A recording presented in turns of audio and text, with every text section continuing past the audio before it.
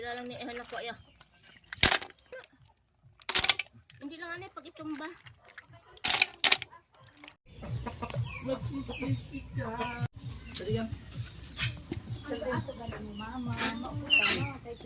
Pakulan lang natin itong mga sanggay.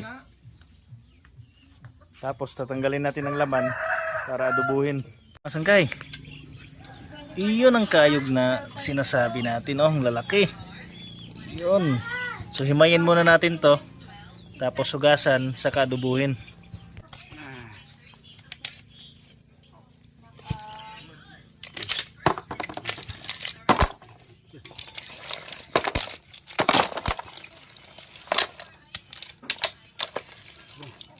Ayan.